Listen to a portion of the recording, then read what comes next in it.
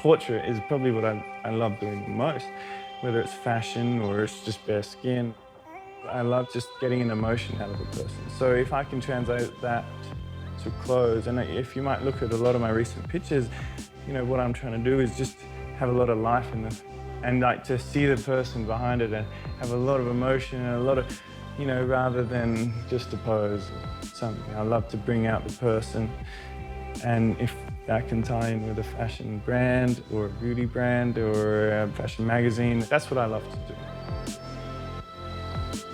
My name is Max Papendieck. I'm originally from Australia, but I am a New York-based fashion and beauty photographer. My first big client that I ever worked for was Maybelline, and they really helped jumpstart my career. I got to work with girls like Adriana Lima, Jourdan Dunn, Gigi Hadid, Emily DiDonato. And you know, as a young photographer to work with such an established brand and big talent, I was very lucky. Since then, I've been working with Australian Vogue, V magazine, W magazine. You know, I like to get to know the person I'm shooting. For one, maybe because I did model, I make sure they're the most comfortable, you know, and I'm catering to their needs as far as they're happy to be there, they're having a good day. That's the main thing. I always like to say, you know, we're not curing cancer, we're taking pictures, you know, we should have a good time, and then I think you get better pictures. If we are shooting a fashion piece, or if it's about the eyelashes, or if it's about the lipstick, or, you know, and you have to focus on certain things, and you have to maybe focus on certain details of the clothes, but then I'll tell the model, I'll be like, all right, now like you just go for it. There are different types of photographers. I think they'll be very posing. You can't move, and then they'll move the light around that pose and they have it. But I'm more like, okay, well, you want to jump on the couch, let's jump on the couch, you know, let's have a bit of fun with it.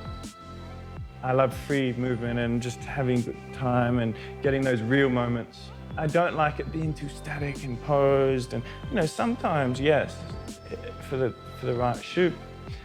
But even when they are, and you might even see some of my pictures where they'll feel very like a typical fashion pose, but it's come a long way to get to that point, which might bring a different facial expression on the girls. You know, that people will be moving around, I get them jumping and spinning and, you know, shaking their hair out a lot and that sort of thing. And then it might just be like, okay, a deep breath now, like, and then they'll just, you know, if you get someone jumping 10 times and then they take a deep breath, you get a completely different facial expression than if they were just straight off the bat, first few frames.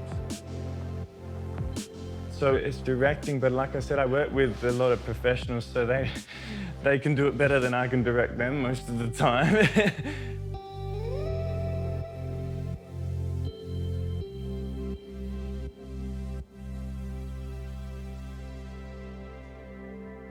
As far as things that inspire me, to be honest, it is mainly other photographers that, you know, that plant a seed in my head and maybe it goes in a different direction.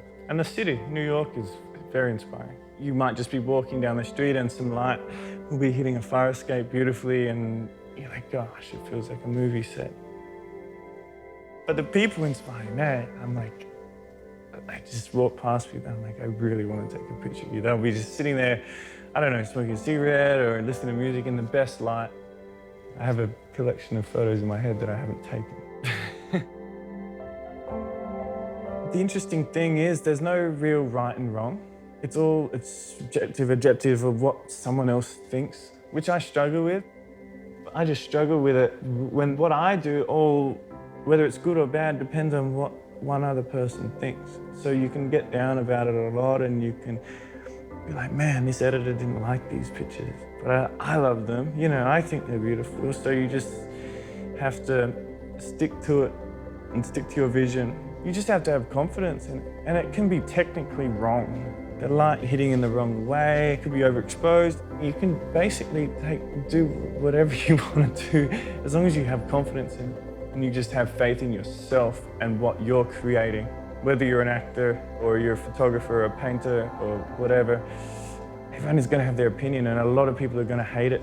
But if you have faith in yourself and what you're doing and confidence and patience, I think, you know, it can turn into something nice. spend time with it, because nothing good happens quickly. And that's the one problem I run into is I've literally only picked up a camera like 4 or 5 years ago, and I want to shoot everything now. I want to shoot more Vogue and things and these people and everything, and I'm like, wait, I've only really been shooting for 2 or 3 years, and I've come this far, and I'm like, all right, well, look, take a step back and look, okay, I've got, you know, a good 5, 10 years, 15 years, 20 years where I can really fine tune this, and don't rush into it. Because when you rush into it, you make wrong decisions and you sell yourself short. But have faith in yourself, have confidence.